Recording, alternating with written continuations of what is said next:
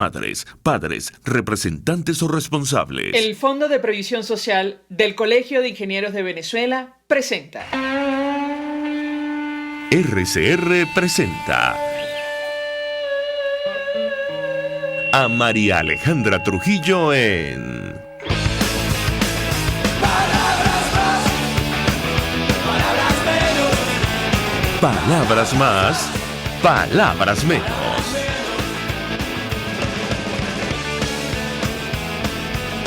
Muy bien, amigos de Radio Caracas Radio, lo mejor este lunes 11 de mayo del año 2020. Todo el equipo que trabaja para ustedes a partir de esta hora los saluda. En la producción Marilia García, en la redacción Jackson Vargas, en los controles César Arteaga, quien tendrá el inmenso placer de acompañarles, María Alejandra Trujillo. Saben, ustedes se pueden comunicar desde muy temprano a través de la cuenta en Twitter de la radio, @RCR750, seguirnos por el Periscope, por internet, rcr.tv y el resto de nuestras plataformas digitales a través de TuneIn y YouTube.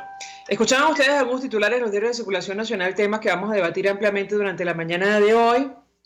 Ayer se celebró el Día de las Madres.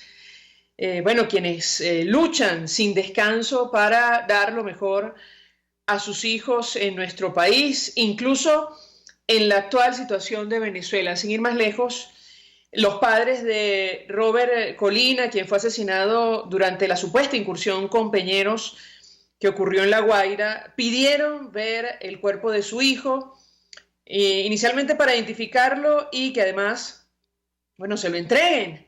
Algo similar ocurrió con la madre de Brian Cedeño, en otras circunstancias, quien en declaración a la periodista Esther Olivares denunció que su hijo fue ajusticiado en Petare y a esta hora no ha podido ver su cadáver. Estas son las circunstancias que tienen que enfrentar las madres en nuestro país. El 13 de mayo, es decir, esta semana, en un par de días, terminaría la extensión de la cuarentena en Venezuela, en tanto no existe mayor información acerca del reinicio de actividades económicas en nuestro país, sobre todo aquellas que llevan una situación de parálisis durante 2 meses o trabajando bajo mínimos. Ayer se confirmaba 12 nuevos casos de COVID-19 en Venezuela, lo cual elevó el número total a 414 personas. Insistimos, habrá que ver qué ocurre en materia económica en Venezuela. Las noticias en el mundo, al igual que en nuestro país, no son alentadoras por el impacto económico que va a tener o ya tiene esta crisis. Sin ir más lejos, la segunda línea aérea más grande de América Latina, Avianca, se declaró este domingo en bancarrota con el fin de preservar, así lo dijo un comunicado, y reorganizar sus negocios. Asumió esta, me dicen, sí, que está en línea, pero no, me dicen, le ruego a mi equipo que me diga exactamente quién está en línea, porque Ligo Picela, perfecto, director de Corindustria, nos acompaña justamente para hablar acerca del impacto económico de esta crisis. El equipo que acompaña a Nicolás Maduro habla muy poco al respecto, más allá de publicar una lista de precios acordados que supera, en algunos casos, el salario mínimo. No ha habido mayor información. Al señor Ligo Picela, gracias por atendernos. Muy buenos días. Muy buenos días, gracias a ustedes. Pues le pediría, señor Picela, una primera valoración de su parte acerca del impacto que ha tenido para la economía venezolana, que ya estaba en recesión, esta cuarentena que el 13, me parece, o el 12 cumple 2 meses en nuestro país. Lo escuchamos. Sí, en principio, tal cual como lo has descrito, ya nosotros veníamos con un grave virus económico que teníamos, en el cual dificultaba muchísimo la operatividad de la industria, con una capacidad operativa muy baja, con problemas de flujo de caja enormes y con la imposibilidad de acceder a la banca a efectos de cubrir nuestras necesidades con préstamos. Aunado a ello, lamentablemente se presenta una pandemia a nivel mundial, que como también estabas diciendo en los resúmenes, fíjate que hasta las grandes líneas más importantes a nivel mundial van a padecer, las líneas aéreas, y muchas empresas grandes van a padecer de estas cuarentenas o este virus. Pero en el caso nuestro es mucho peor porque ya veníamos cojeando, como podemos decir en nuestra voz popular. Ya tenemos 60 días donde la industria, la que no es prioritaria, se le ha secado su flujo de caja. En una encuesta que hicimos Flash, la pequeña y mediana industria, ella decía que tenía flujo de caja para cubrir sus necesidades, básicamente hasta el término de esta pandemia, de esta cuarentena, perdón, de este segundo periodo que va a finalizar el día 12, 13, más tardar. Y no podría hacerle frente ni a los pagos de sus colaboradores ni a otro tipo de servicios. Y decían que el 70% de ella llegaba con flujo de caja para esta fecha. De ahí en adelante ya no tenían recursos para seguir manteniendo los niveles mínimos de pago a sus trabajadores y a ciertos servicios. Básicamente es el gran problema que tenemos que afrontar ahorita. Y de una u otra manera, aunque entendemos, y no es ningún secreto que tenemos esta pandemia mundial, pues tenemos que atender las dos cosas simultáneamente, porque podría ser tan delicado la una como la otra. Si nosotros no comenzamos actividades y comenzamos a producir ingresos, no solo nosotros vamos a estar en graves problemas, sino también el Estado, ya que no está generando recursos para mantener también la operatividad de ellos. O sea, es fundamental que responsablemente se trate de que las operaciones vayan reiniciándose paulatinamente, tanto el comercio, por un lado, de las actividades que no son prioritarias, como nosotros, la parte industrial también. Varias inquietudes. La pregunta que le haría es si no hay una solución o si se radicaliza esta cuarentena, como lo dijo Nicolás Maduro, no sabemos a qué se refería ni en qué términos, cuál sería el impacto para el sector que usted representa y las empresas que ya no dan más. Lo escuchamos. Dos observaciones. En primer lugar, el hecho de que muchas industrias no sean prioritarias no quiere decir que ya no se requieran. Me voy a explicar, te voy a poner un ejemplo o dos. Repuestos o ferreterías. Ya han pasado 60 días. Puede ser de que necesites de ellas. Te voy a colocar otro ejemplo, zapatos. Podemos decir que no son prioritarios, pero en 4 meses, aunque tenemos 2 meses detenidos, vamos a suponer el caso de los niños que le compraron sus zapaticos hace 2 meses, ya el pie le creció, ellos necesitan recurrir a ellos. Entonces lo que nosotros estamos proponiendo es ir levantando paulatinamente o progresivamente la cuarentena, y no tiene por qué ser 7 días a la semana, se podría ir ensayando con menos efecto de ir drenando todas las necesidades de la población. En segundo lugar, nosotros antes de la pandemia, en el año 2019, registramos 400 casos de empresas que cerraron sus operaciones. No hemos cuantificado hasta ahorita cuántas no van a poder seguir con la Santa María abajo, es decir, tratar de abrirlas, porque no sabemos tampoco hasta cuánto esto se va a prolongar en el tiempo y qué medidas podrían de una u otra manera drenar. Nosotros hemos pedido muchísimas medidas, ninguna de ellas se ha dado. Entendemos que hay dificultad, inclusive para todos, para poder seguir operando. Y entonces nuestra gran preocupación es que el remedio sea peor que la enfermedad. Como dije anteriormente, necesitamos atacar con responsabilidad los dos problemas, el económico y el problema que ocasiona la pandemia. Los dos son importantes, pero no puedes descuidar ninguno, sobre todo en el caso nuestro, como te dije anteriormente, que ya veníamos enfermos económicamente. Bueno, el director ejecutivo del Programa Mundial de Alimentación de Naciones Unidas, y lo hemos comentado durante días en este espacio, advirtió de hambrunas de proporciones bíblicas si no se tomaban medidas en el caso concreto de países vulnerables como Venezuela. En esa lista están Yemen, República del Congo, Afganistán, entre otros. Ahora, yo le pregunto porque ciertamente esta declaración que ofrecía hace algunos días Nicolás Maduro, amenazando con radicalizar la cuarentena en un país donde oficialmente solo hay más de 400 casos, contradice lo que se ha dicho en las últimas semanas sobre las medidas para flexibilizar esta situación. ¿Qué información manejan ustedes? ¿Tienen algún canal de comunicación con el equipo de Nicolás Maduro para saber o para tener algún tipo de expectativa en torno a la flexibilización de estas medidas? Lo escuchamos. No, desde Conindustria no veo ningún contacto, no nos han contactado y siempre hemos estado abiertos a cualquier tipo de diálogo. En principio, ¿qué es lo que presuponemos? Podríamos entender que va a ocurrir. Te comento lo siguiente. En el municipio de Maracaibo, a través de nuestra cámara regional, se hicieron las labores necesarias, efectos de lo que te decía, que entendieran de que la economía tenía que de una u otra manera comenzar a funcionar, y parte de la economía que está detenida. El alcalde emitió un comunicado, una resolución, en donde iba levantando paulatinamente la cuarentena e iba incorporando al sector industrial al mismo. No obstante, este decreto duró apenas 4 horas y fue modificado nuevamente. Esto nos indica de que presumimos, y presumiblemente valga la redundancia, de que no se va a flexibilizar, al menos por ahora.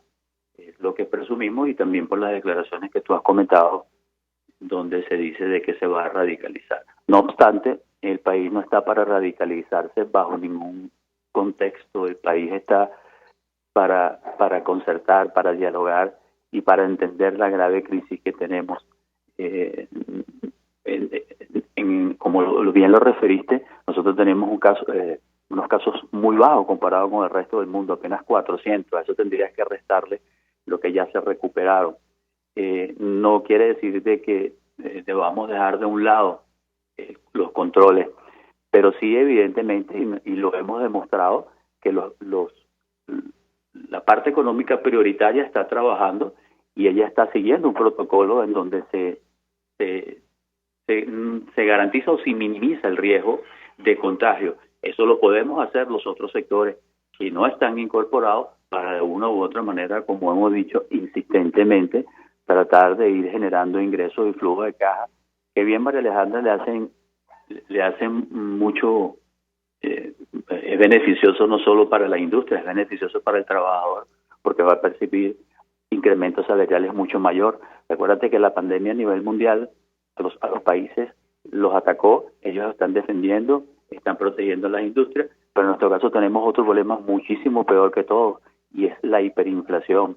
Y la hiperinflación la tenemos que controlar con ingresos, pero ingresos para todos. No hacemos nada con el hecho de dar bonos o tratar, o lo que hace el Estado, mantener sus grandes egresos, pero con dinero que no está producido, con dinero inorgánico que no tiene sustento alguno. Y entonces la pregunta es, ¿cómo se está manteniendo esto? Esto se va a seguir manteniendo con inflación, porque es que no hay ingresos por ningún lado.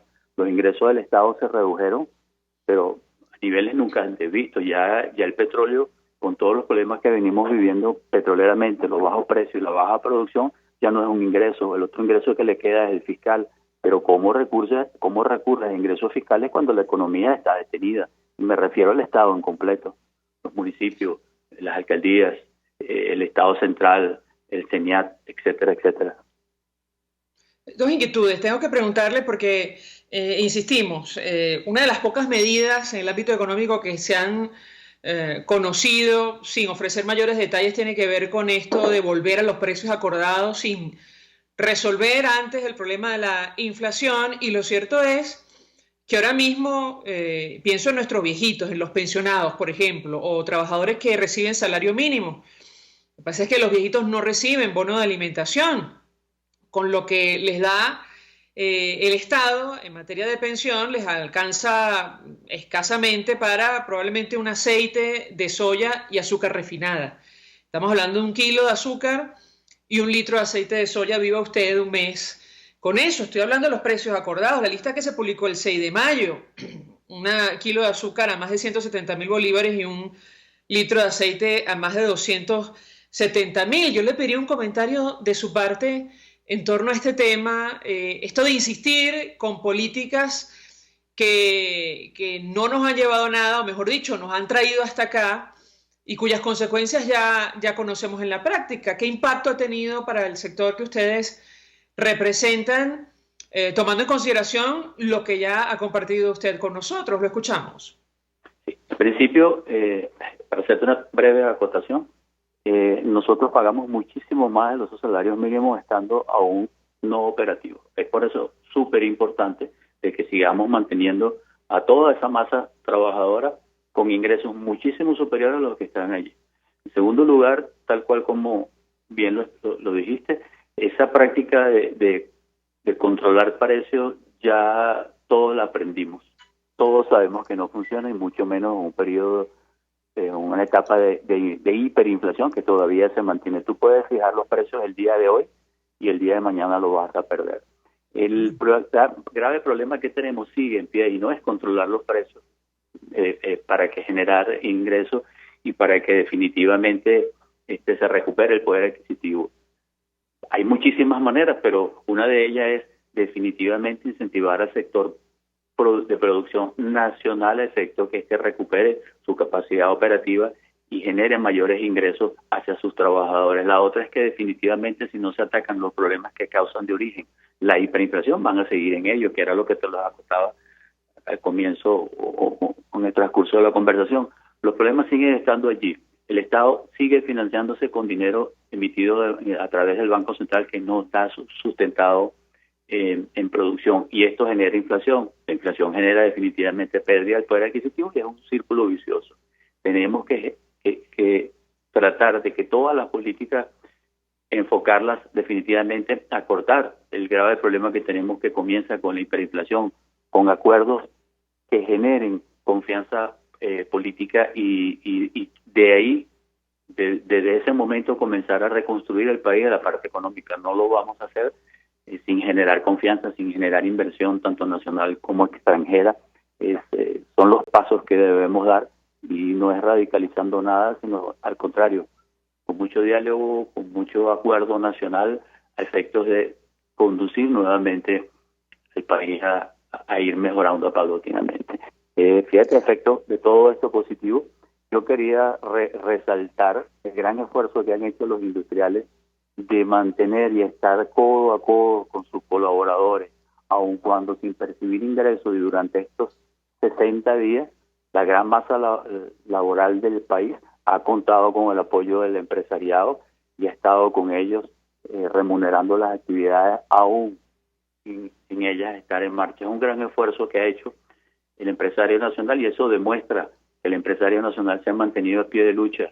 El empresario nacional está surtiendo de una u otra manera la comida que necesitamos. La gente en el campo sigue produciendo a pesar de no tener gasolina, a pesar de no tener electricidad, a pesar de todos los desmanes que tenemos.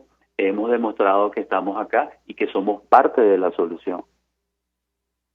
Finalmente, el impacto de la escasez de gasolina y los problemas eléctricos, ¿qué puede comentarnos al respecto? Porque algunos han llegado a la conclusión que es posible que el equipo de Nicolás Maduro intente retrasar la apertura económica, tomando en consideración que tampoco se han resuelto esos problemas. ¿Qué opina usted? Lo escuchamos.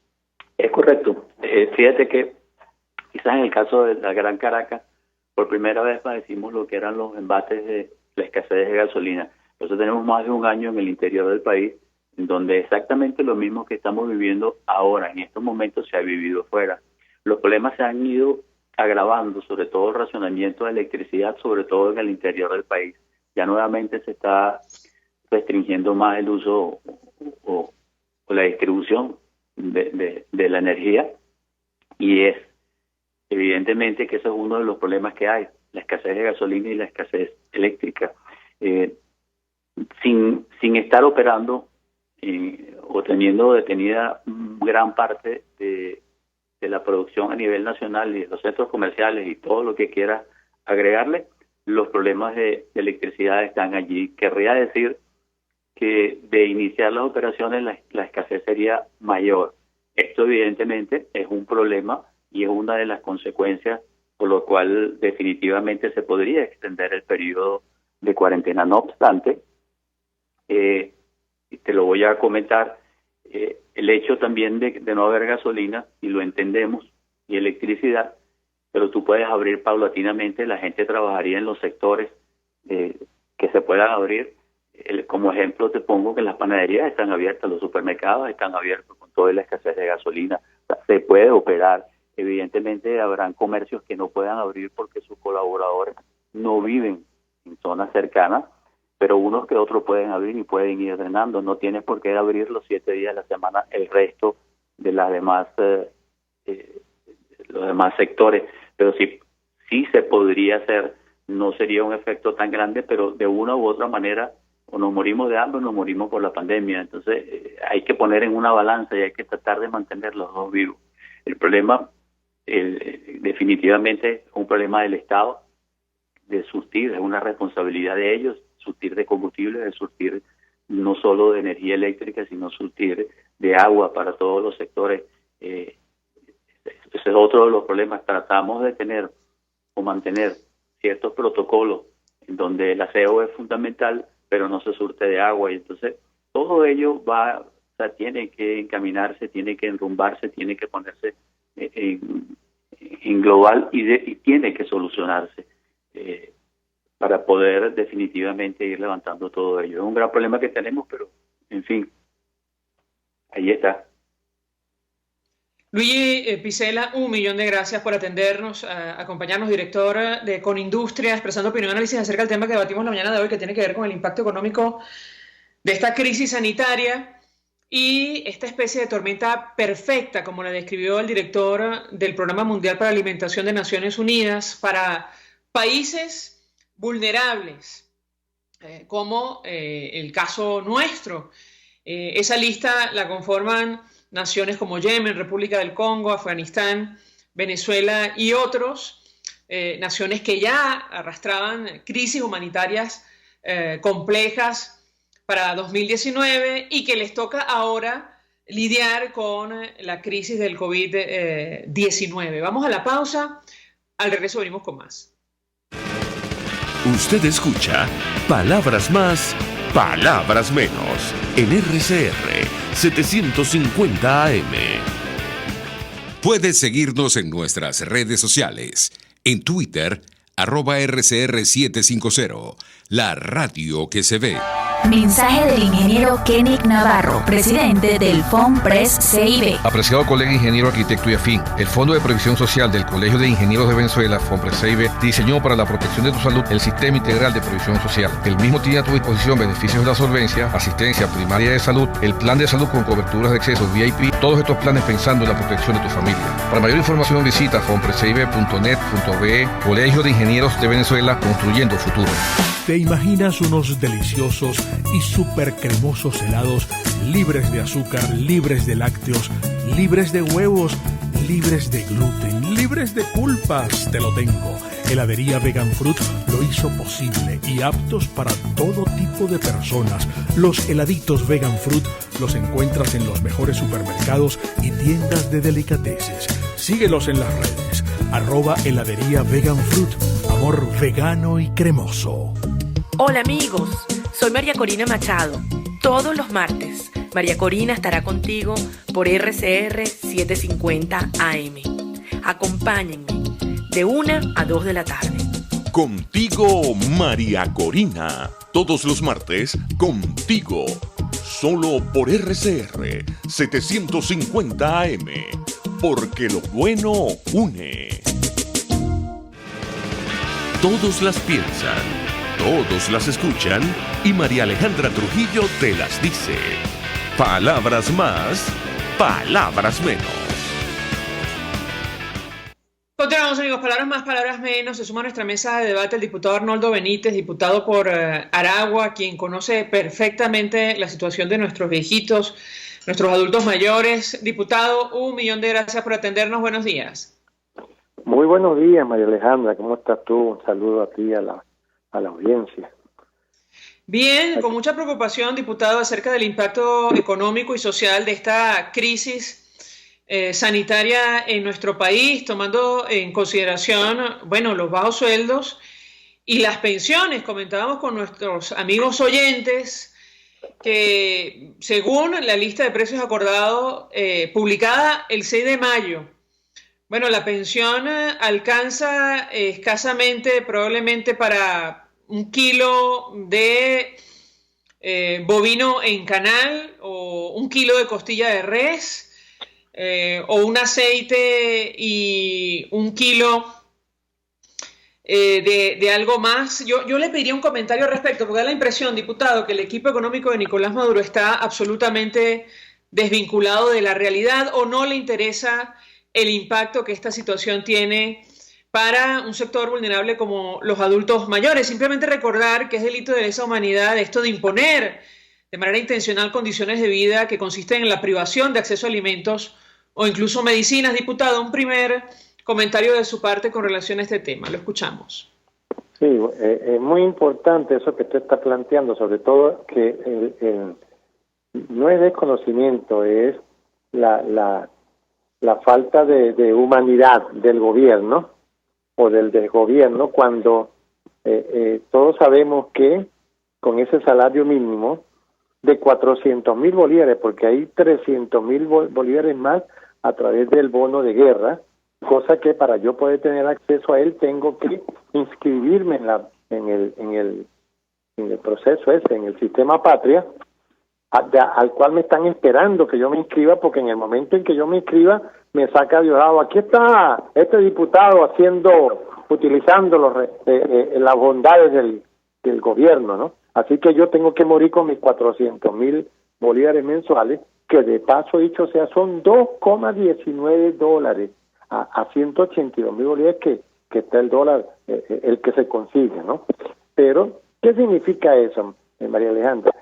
Le pusieron un acuerdo de precio para 28 productos, porque ya le sumaron uno, eran 27, ahora le sumaron uno más.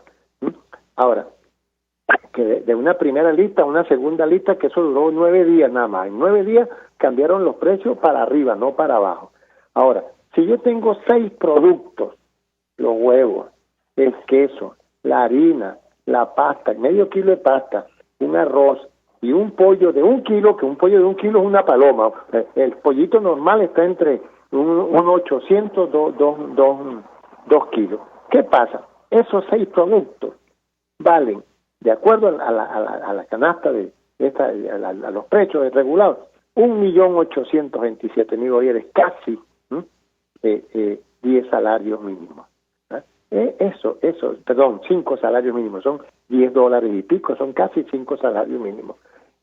¿Quién puede comer con eso cuando todos sabemos que un adulto mayor, en el momento en que pasa a ser pensionado o jubilado, pierde el derecho ese a los beneficios, en este caso la canastica, la canasta esa, el CLA, la bolsa de comida, en fin?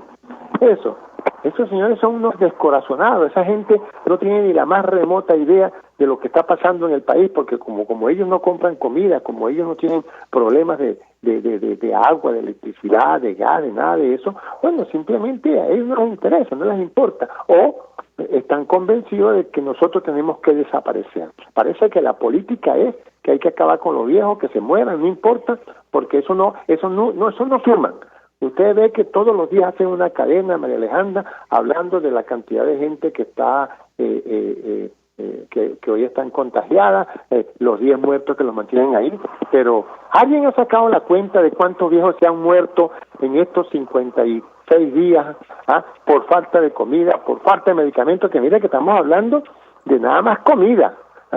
Ponle tú que con los 400.000 bolívares para comer y 300.000 bolívares para medicamentos, ¿qué medicamento se consigue con 300.000 bolívares? Entonces nosotros estamos predestinados a lo que yo llamo a ese paredón de muerte lenta que tenemos nosotros todos encima. Nosotros estamos destinados a morir de hambre o de mengua, de hambre o por medicamentos. ¿Y quién nos atiende? Nadie está pendiente de nosotros. En ninguna cadena tú oyes a los hermanitos Rodríguez hablar de las necesidades que está padeciendo el pueblo de Venezuela por hambre. No, ellos tienen nada más que una encuesta, unos números famosos, donde ellos son los mejores del mundo, porque me tienen aquí metido, secuestrado en mi casa durante 58 días y no se preocupan de saber si yo estoy comiendo. Ese es el gran problema. Y ahora, usted me dice, ¿qué hace el gobierno? Absolutamente nada. Nos tiró al abandono, nos tiró a la muerte. Y eso no es que yo esté exagerando, no. Que me diga, que llame a alguien, que haga una pequeña encuesta ahí por el computador a ver si lo que yo estoy diciendo es mentira. Nadie se ha preocupado por saber. Lo único sí, me dieron 4 horas para que yo saliera a caminar. Si yo salgo a caminar, me desmayo en la calle. Eso es un desastre. Yo te digo francamente, María Alejandra, nosotros nos tiraron al abandono. Nadie, y cuando digo nadie, nadie a nivel del Ejecutivo, si se puede llamar, nadie se ha preocupado por la suerte de nosotros.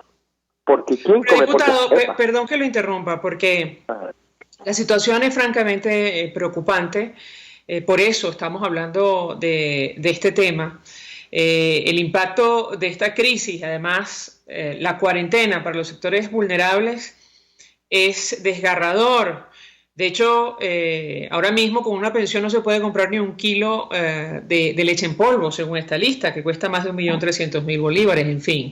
Claro. Yo le pregunto, ¿qué hacer para evitar, situaciones peores, incluso desde la Asamblea Nacional? Es decir, recientemente se aprobaron unos recursos para ayudar a los médicos o al sector de la salud. No es posible establecer algún tipo de comunicación o agilizar ayuda internacional, no lo sé. ¿Qué hacer para hacer frente a una situación que ya está y que lamentablemente, en el corto plazo, no lo sé, no va a cambiar, diputado? ¿Qué puede decirnos? Así es, mira, esto es muy importante que tú toques ese tema.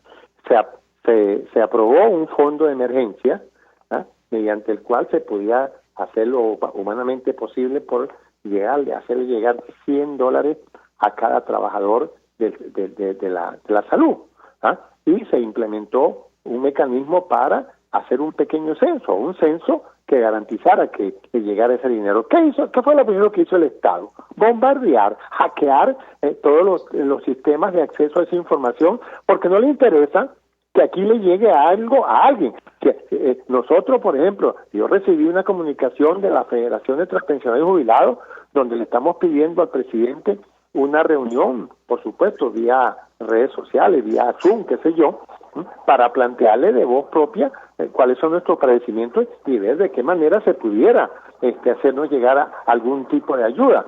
Pero, ¿qué va a hacer? ¿Qué es lo primero que va a hacer el Estado?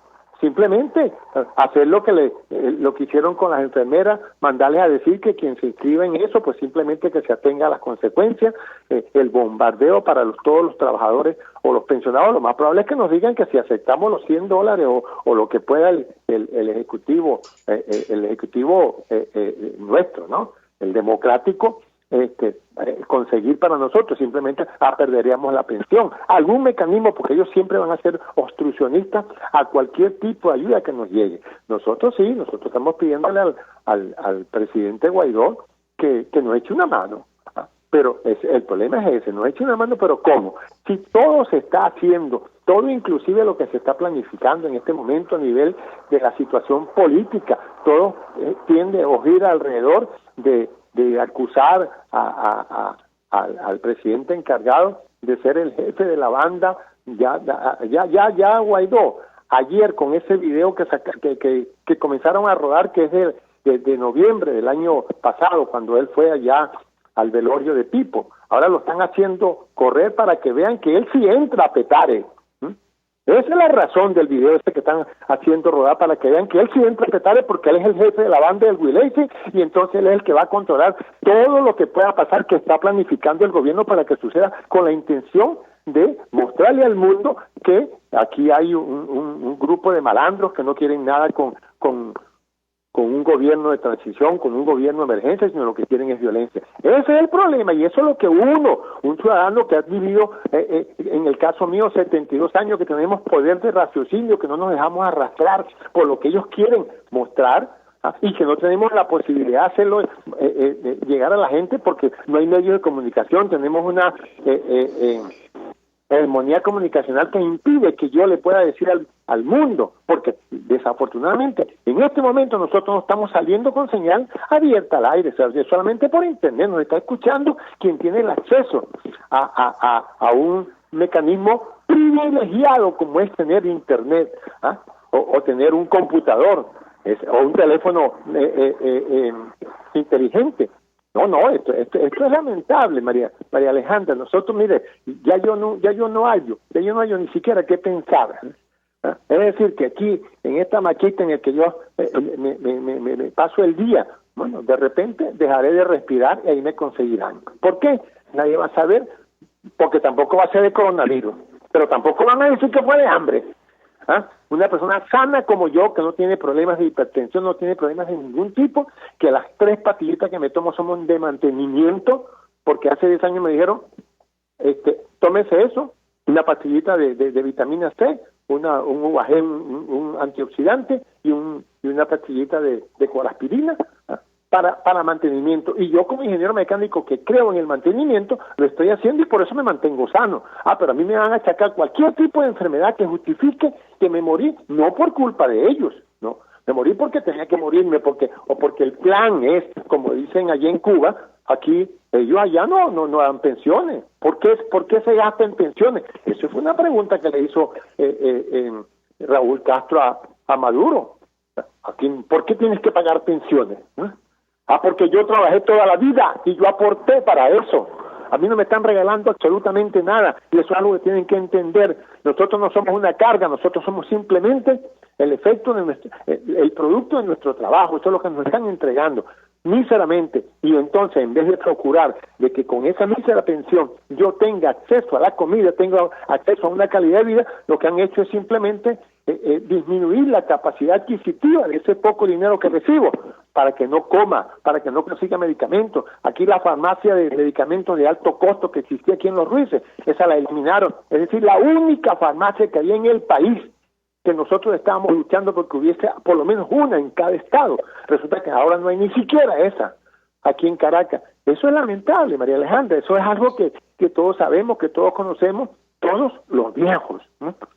Los que Diputado, ¿qué pasa si detienen al presidente de las... Perdón que le interrumpa, tomando en cuenta que saca el tema, ¿qué pasa si detienen al presidente de la Asamblea, el presidente encargado Juan Guaidó? ¿Ustedes han discutido al respecto en el Parlamento Nacional? No, eso no se ha discutido, pero eso está en el ambiente, ¿no? El que lo detenga. Yo quisiera saber si Diosdado, porque yo no voy a hablar de Maduro, yo voy a hablar de Diosdado, que él es el que mueve a los malandros, él es el que mueve todo lo que se está moviendo aquí para perseguir a inocentes, porque todos esos que han agarrado, esos 3 que agarraron ayer en la colonia Tobar, hay gente inclusive, María Alejandra, que fueron prisioneros y nos llegó la información que fueron asesinados en los cuarteles allá, y entonces los llevaron para allá, para Macuto, para justificar un muerto que ya tenía 1, 2 o 3 días de muerto. Esa es información que rueda, esa es información que le llega a uno. Y entonces, ¿qué pasa? Bueno, que estos señores, que Diosdado está montando su operación Gedeón, que esa ya sabemos que es tan ignorantes. Nosotros tenemos 2.813 kilómetros de costa, 2.813 kilómetros, y tú te vas a meter por el sitio de Venezuela más yo diría de mayor movilización, ¿no? Como es Macuto, ¿no? El que no conozca Venezuela creerá que Macuto es Macuro, por donde entró Colón, por allá, por donde ni siquiera hay carretera para llegarle. No, es Macuto, es La Guaira. Dime tú, Chuao, ¿quién se va a meter por ahí? Entonces, por favor, eso solamente ponen una foto, esa célebre foto que está pidiendo el Pulitzer, Maduro, de un pescador con un chopo apuntando para el suelo, pero los supuestos invasores en una lancha con las manos en alto, con un chopo apuntando al suelo. Pero cuando abres la foto o cuando ves el video, ves entonces el helicóptero arriba, que es el que lo traía apuntado, y la gente, los policías de Aragua, el FAE, todos los demás aquí en la playa, y está un gentío tomando video y todo lo demás. ¿A quién van a engañar con eso? Nosotros estamos demasiado grandecitos y eso es lo que se llama un insulto a la inteligencia de los venezolanos. Entonces, perdón que lo interrumpa, y tomando en cuenta que usted saca el tema, ahora mismo entendemos hay una discusión entre los partidos que hacen vida en la alternativa y que tienen representación en la Asamblea sobre las responsabilidades sobre lo que pasó. Usted, entiendo, milita en la causa R. Ustedes han asumido posición, porque Primero Justicia, por ejemplo, emitió un comunicado donde pedía cesar a funcionarios responsables o que tengan algún tipo de vinculación, funcionarios del gobierno interino del presidente Juan Guaidó. ¿Cuál es la posición de ustedes al respecto? No, la posición de la causa R es muy clara. Nosotros jamás dejaremos de apoyar al presidente Juan Guaidó porque consideramos que lo está haciendo como debe ser. Hay que ser demasiado ignorante, María Alejandra, para que Juan pierda o haga algo que signifique perder el apoyo de 60 países, entre esos Estados Unidos, donde cualquiera que haya visto la presencia de él allá en la reunión que hubo en Florida, con todos los poderes del Estado americano, que se levantaron demócratas y republicanos a aplaudirlo. Y eso implica también que estaba allí todo el Estado Mayor, todas las fuerzas civiles, militares. Eso se va a perder para hacer algo que no esté de acuerdo con lo que está planteado, que es ese gobierno el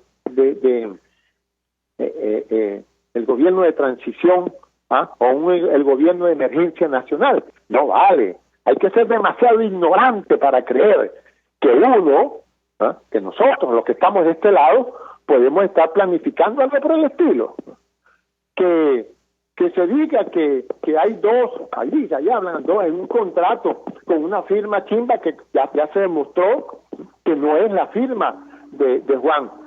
¿Por qué si entonces le dictan un acto de detención a JJ Rendón o a Sergio Vergara? ¿Por qué no se la dictaron entonces a Guaidó? ¿Cuál es esa frase célebre de Anthony River? ¿Ustedes se acuerdan de Anthony River que dijo que el culillo es libre? Bueno, ese mismo, ese libre es el que está utilizando Diosdado, que nunca ha dado muestra de valentía. Acuérdense de que él el 12 de abril, el 13 de abril andaba disfrazado de enfermera dentro de una ambulancia. Acuérdense de eso. Y yo siempre he dicho eso, porque cuando él me nombró allá en el programa ese, con el mazo adentro que él tiene, y dijo, aquí está Arnoldo Benítez de la causa R. Yo le dije, venme a buscar tú. No me mandes ninguno de tus sicarios, venme a buscar tú. Porque yo no me voy a esconder, yo no voy a andar en una ambulancia disfrazado de enfermera para que no me consigan. Porque eso es cobardía. Yo lo quiero ver, si es verdad que él va a estar enfrente ahí esperando la supuesta invasión.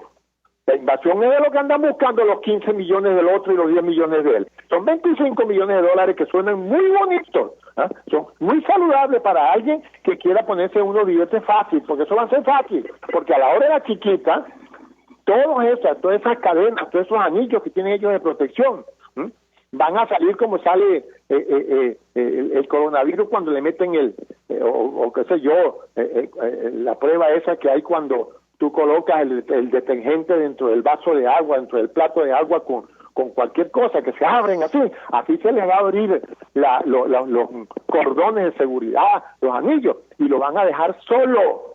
Y yo lo quiero ver a ver si él es tan valiente solo. Tan es así que yo con 73 años lo reto a cualquier parte del país, porque yo sí voy a ir solo, y que vaya él solo a ver si es capaz de ponerme los ojos enfrente, para yo decirle, me estás dejando morir de hambre por tu política, porque ellos aprueban esta política nefasta, esta política homicida, porque eso es una política, acabar con un país, acabar con los medios de transporte, con los medios de trabajo, con los servicios públicos. ¿Quién cree? ¿Cómo puede uno vivir? Y cuando hablo uno, hablo del 70, el 80% de los venezolanos que viven del día a día, de los que salen a trabajar para conseguirlo de comer ese día. ¿Dónde está esa gente? ¿Cómo está viviendo esa gente? Muy noble ha sido el pueblo venezolano, que se ha mantenido todavía apacible, aunque tú ves en las calles está la gente también. Tú sales ahora y tú ves aquí el gentío en Katia, en Petar, en todas partes, buscando a ver qué se hace, cómo se lleva comida a la casa. Eso es preocupante. Entonces, nosotros en la Asamblea estamos claros, las causas R tienen una posición tomada hace muchísimo tiempo de apoyo a nuestro dirigente, que tiene el apoyo de más de 60 países en el mundo, donde nosotros andamos buscando un gobierno de emergencia nacional, y esa es nuestra línea, no la vamos a cambiar. Ahora, que otras agrupaciones políticas tengan su forma de pensar, bueno, ese es problema de ellos, pero en el fondo yo siempre he creído en la unidad de criterio y en la unidad de propósito. La unidad de criterio el criterio podrá ser diferente, pero el propósito es el mismo, porque yo creo que el Primero de Justicia quiere salir de Maduro también. Yo no voy a entrar en esos pensamientos que quieren que nosotros entremos, ¿ok? Diputado, 1.000.000 de gracias por atendernos y acompañarnos como siempre. Arnoldo Benítez, diputado por Aragua, dirigente de la causa R, conoce perfectamente la causa, o mejor dicho, la situación de los adultos mayores, de nuestros viejitos, y con él queríamos discutir el impacto que tiene la crisis económica y social en nuestro país, producto de, esta tormenta perfecta. Siempre hacemos referencia al respecto, que conjuga una crisis humanitaria compleja que ya ha arrastrado a nuestro país con una crisis sanitaria producto del COVID-19. Vamos a la pausa, regreso, venimos con más. Estás escuchando Palabras Más, Palabras Menos, por RCR 750 AM. Puedes seguir nuestra programación a través de rcr.tv, la radio que se ve. Mensaje del ingeniero José Peraza, tesorero del FOMPRES CIB. Estimado colega ingeniero, arquitecto y profesional afín, el Colegio de Ingenieros de Venezuela y el Fondo de Previsión Social, preocupado por la salud de tu familia, ha diseñado un sistema de salud integral que coloca a tu disposición y que contiene asistencia primaria de salud, ambulancia, hospitalización, cirugía, oftalmología, dermatología, fisioterapia, psicología, odontología, farmacia y funerario. Para mayor información, visítanos a nuestros portales ceibet.net.be, fompreseibet.net.be, Colegio de Ingenieros de Venezuela, construyendo futuro. Porque las oportunidades se dan una sola vez, ni lo pienses. Ávila Gallery está rematando todas sus obras con precios de locura. Pinturas, esculturas, artesanías y mucho más. Llámanos 0414-127-4060. Estamos en el lobby del Hotel Ávila de San Bernardino y en Instagram @Ávila Gallery 1 en número. Recuerda, 0414-127-4060. Ávila Gallery. Ávila Gallery, tu centro de arte moderno. Tu centro de arte moderno. En RCR somos vanguardia. Toda la programación de tu RCR también la puedes seguir a través de la internet. Audio y video en tiempo real. Noticias y mucho más. No te pierdas ni un segundo de nuestra programación. No hay excusa ni cadena que valga para que dejes de escucharnos. Ingresa a rcr.tv, la radio que se ve.